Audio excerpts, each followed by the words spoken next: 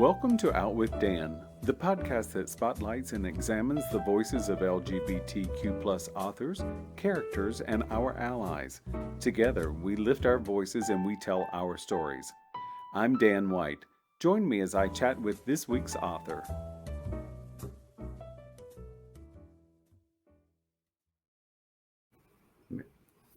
Hello and welcome back to Out with Dan. Today I'm so excited to talk with James Gavin about his new book, George Michael, A Life.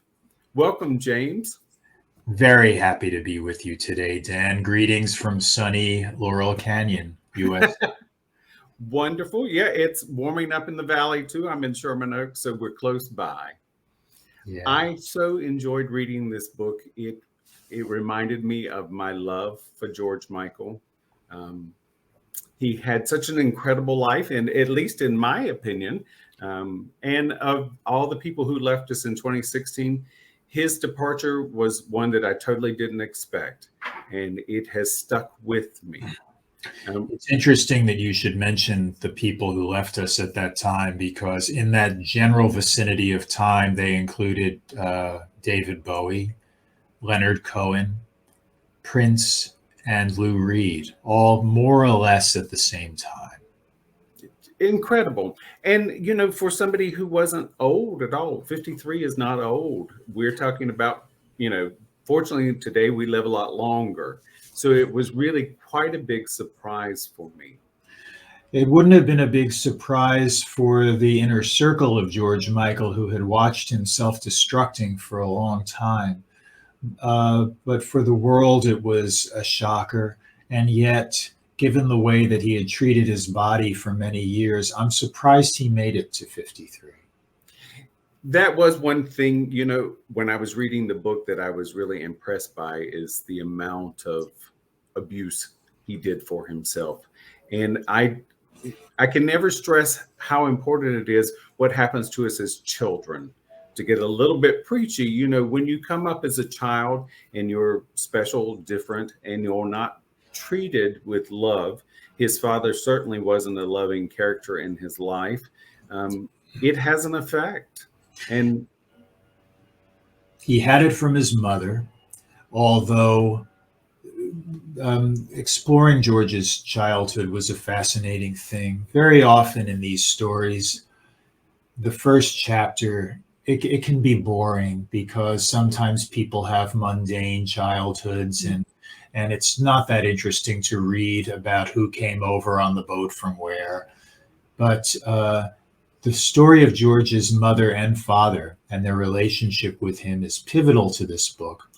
The father was a Greek Cypriot immigrant to North London and a self-made man who became a successful restaurateur. I've never known the difference between them.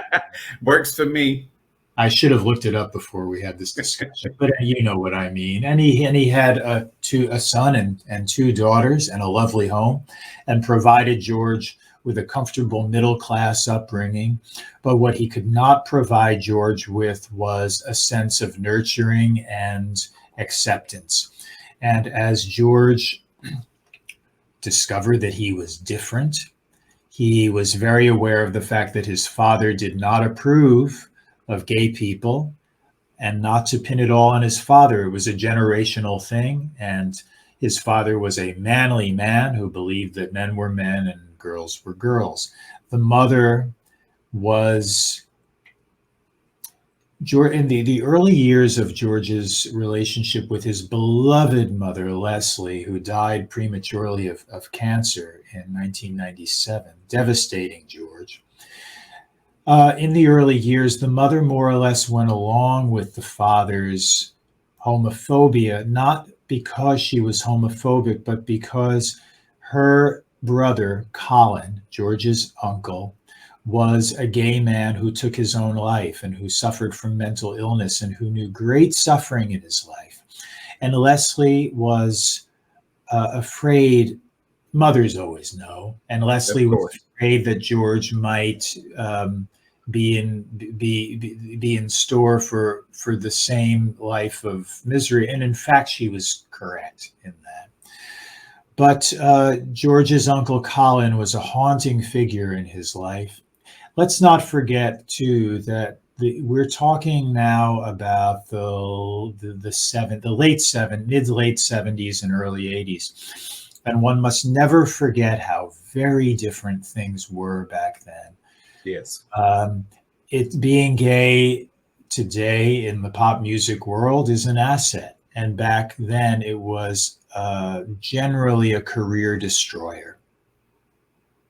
Yes, and it hasn't been that long. George and I were born in the same year, and I remember the late 60s and early 70s very well. Gay people were made fun of. If there was any kind of representation in a movie or a TV show, we were always made fun of. And most of the references weren't directly, they were indirectly, which in a lot of ways is even worse. If you're going to talk about something, we should talk about it openly, but that wasn't the case. It was much easier.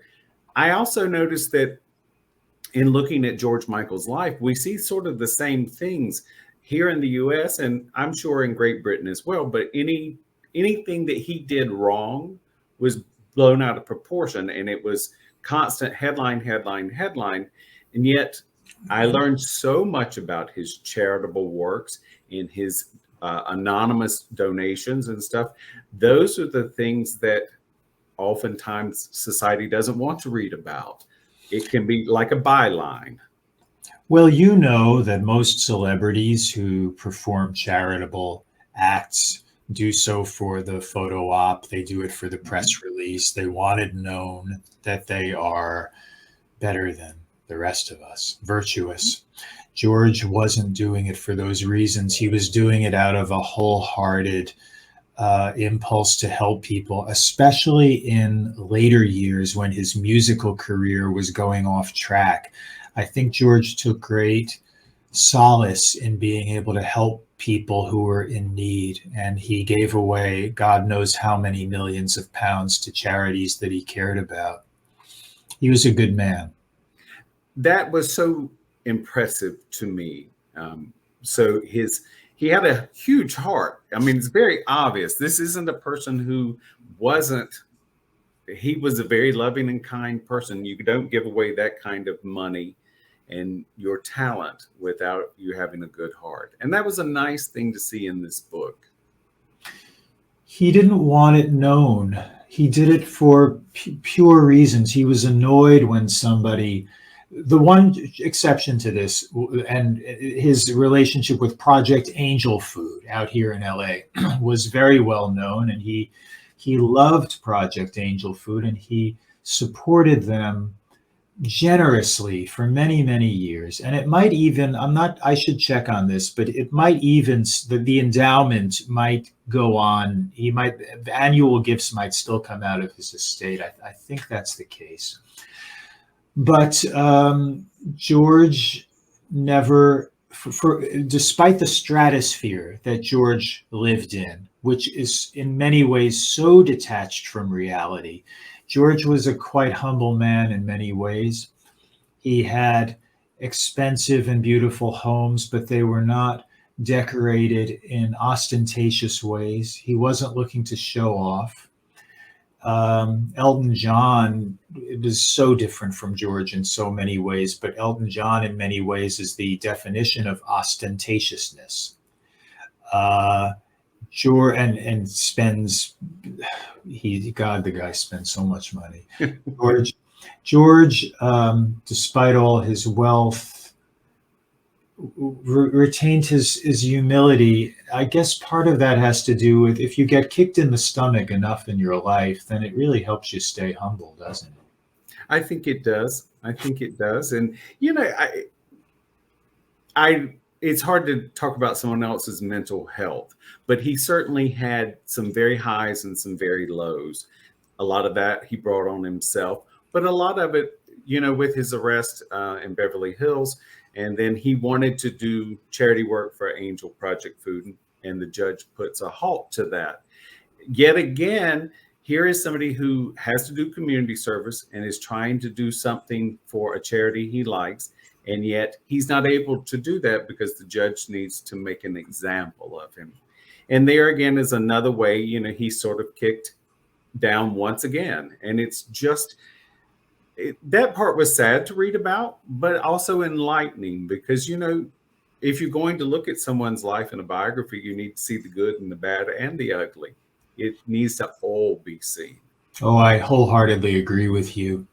When I wrote my Chet Baker biography, which came out in 2002, it's a very dark story with black humor, but not a lot of yaks in it, believe me. And I am fascinated by all of it. I am not the kind of fan who lives vicariously through my subjects. And if you say something unbecoming of the subject, I take it as a personal blow. There are a lot of fans like that out there. God knows George has them. To be an artist like George Michael and to communicate what he did, and the same is true of my other subjects, biography subjects, Peggy Lee and Lena Horne. I'm fascinated by all of the darkness. I'm fascinated by the flaws. If you remove one of those, you will not have the same art coming out of them.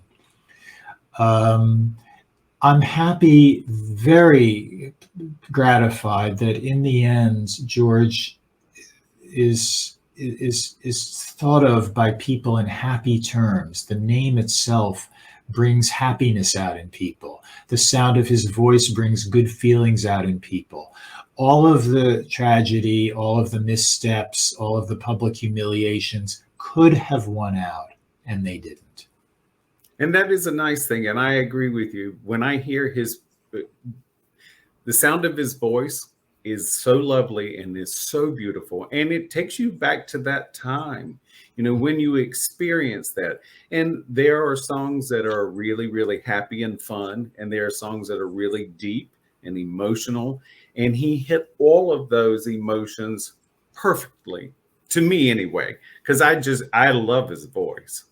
You can't sing about the darker feelings unless you know them, though. You can't fake it.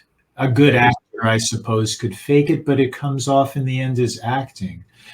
The happiest George ever was, creatively, he said, was during the Wham period. And it was starting with the Faith period that the pressure was really on, because George had set a goal for himself to become the biggest star in the world, literally. And for a time, he attained that. But what people who set that goal for themselves don't realize is that the fine print of the contract is punishing. And in George's case, that meant that the tabloids would be on his ass from the beginning. Yes. A sidebar to what I just said, I did a lot of research in 2018 at the British Library in London. And I looked at, I came home from that trip with 800 George Michael articles. Wow. The columns, the tabloid columns, which I thought had been relentlessly trying to out George from the beginning, were not. For the initial period of his white hot period, those columns were pairing him with all these beautiful girls. They were going along with it because those columnists just want to fill their columns with juicy tidbits. The truth is not an issue there. And so you had George paired romantically with people like Brooke Shields. And that little association with Brooke Shields lasted a week. And boy, did the columnists run with that. Brooke was into it, so she says. Brooke thought that this was love, and or could be, and George just wanted out. But he and especially his publicist at the time, a woman named Connie Filippello, sent out these stories because the heterosexual sex god image was crucial to what George wanted to attain. In other words, George made a pact with the devil, as superstars or aspiring superstars tend to do. And then it's after that that you begin to feel the flames licking at your feet, that you become worried. Yes, and press is what it is. To be the biggest in the world, you really do have to have press, and you have to sort of go along with it. If the mood right now is linking you with Brooke Shields, then you go with it because that's what you want to get to the top. And I think as a public, we often want people to be happy. Not everyone does, but I think the average Joe on the street wants people to be happy. So if we see George Michael and with a beautiful woman, we want him to be happy. The press not always so, because they need to sell copy, but we want our favorite artists to be happy because we want to enjoy their success. And it is a double-edged sword often. I know you and I both know quite a few jazz artists. I know that's how I met you originally, and we know that so many of them work their behind off their entire life to be very small. They too would like to be, incredibly successful. That's what artists want. We want to create art, but we also want to be a success at creating that art. Yeah, you're raising a very interesting point because I've been in it. I've been around the jazz world since I was in my early 20s, and I've observed a lot of those very conflicted stories. Now, I'm not that into most of the jazz that's being made today because the school of hard knocks, the jazz life as they used to call it, while it was a really hard road, it created the jazz that I love. It gave juice to that playing. It it's part of the reason why when you hear, oh, I don't know, Lester Young or Coleman Hawkins play, you feel an instant tingle because they are playing some truth. That is life coming out of those horns. It's not the same if you're a graduate of the Berklee School of Music or Juilliard and putting a horn to your lips. You will know that instrument inside out and backwards. But what do you have to play about? Once in a while, there's some innate spark inside that comes through, but more often it results in what I call museum jazz, conservatory jazz, jazz at Lincoln Center, for example. Yes. That whole scene doesn't interest me at all. And George knew about pain.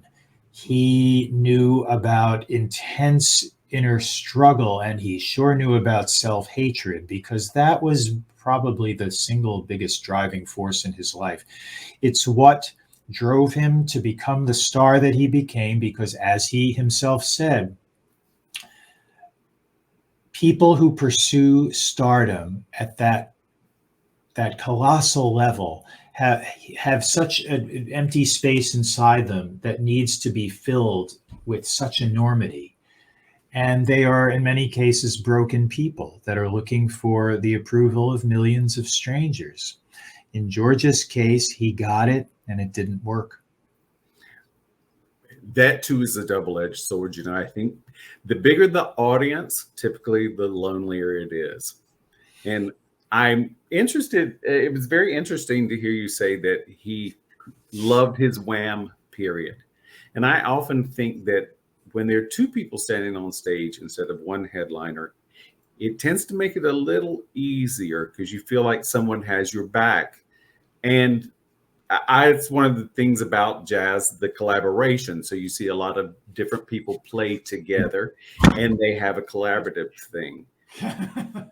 I also love the fact that I know most of the songs, but I didn't always know who was on them. I learned that John Altman was on one track. I had dinner with John, just a few nights ago in London. Oh, lovely. So it was really nice to see that, all genres of music cross at some point. But George Michael certainly had a lot of talent around him. He was so incredibly talented, but it was nice to see that that talent was all across the board, and that was a nice thing. I agree wholeheartedly with all of that. He had a very, very firm sense of the way he wanted things to go. The musicians that he hired were there because they carried out his vision. Of course, he drew from them. Of course, they made crucial contributions to his work, but George knew exactly the way he wanted things to go. One of the interesting aspects of this story is that his methodical, extremely considered approach to making music, but also turning himself into a star. He had a plan. He had it mapped out. He followed this through to the nth degree, and it worked. And the same meticulousness with which he created George Michael, he used it to dismantle George Michael. Well, I was about to compare you slightly with George Michael, but I don't want that last part to be the case. You have to do sort of the same thing, though, when as a biographer. You have to be meticulous and you have to have a plan.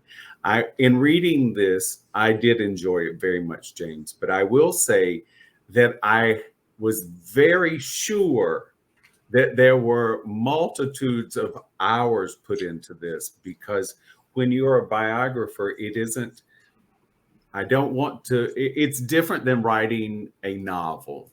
You have to put in that work to bring about a biography of a person that the public knows. And I certainly enjoyed it. And I can tell that your hours of work has turned out nicely. And I'm very proud of you. That's awfully kind of you to say, Dan, because it was like rolling a boulder up a hill for 5 years, this book. It was the hardest thing I've ever had to do. Getting people's cooperation was hard. Getting their trust was hard. I learned very early on that there's a difference between a legend, and I wrote biographies of 3 legends, and a superstar. Superstars are in a whole other realm of protection and barriers that I had to somehow break through. And George lived a lot of his life in hiding.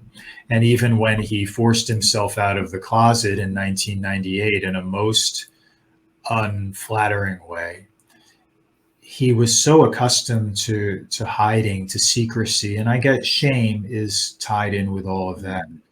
That his personality, his approach, his attitude towards all of those things didn't change. This man is so filled with fascinating conflicts. He went through a period, as you know, in the early 90s when he didn't want to talk to the press.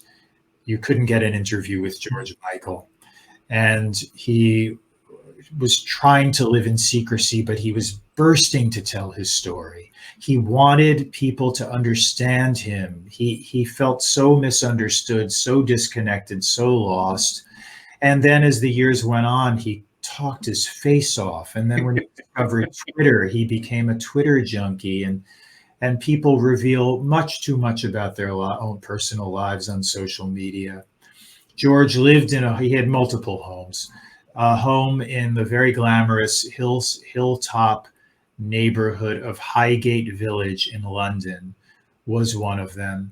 And I stood in front of that house in 2018, and I saw that while there is a black gate in front of the house, it's not like being in Beverly Hills or Bel Air. George did have one of those somewhat more secluded homes in Beverly Hills for years, but in the Highgate Village house, you could stand in front of it and clearly see it's right there. Here's the gate, there's the door, and you could see his comings and goings. And if you were waiting in the bushes to catch a picture, you would get it. If you wanted to talk to him as he exited and get an autograph, he would give it to you. He was a gentleman, George. That's lovely to hear. Yeah, it gives a nice human side to him. George's story is filled with humanity. It's so obvious when you hear him sing that this is a guy who knows what pain is about. One of the things, Dan, I'm digressing here a little bit, but one of the things that dismays me about commercial pop music of today is that the humanity has been siphoned out of it by corrective devices and by electronics, and it must be reflective of some larger cultural um, truth. But when I listen to the kind of music that's televised on the Grammys and the American Music Awards and all of that, I I have stopped feeling out of touch and left behind with that music, because I realize that music, I listen to music to be touched. I want to feel that human connection when I hear a voice. You always felt that with George Michael, even though he used electronics to achieve certain effects.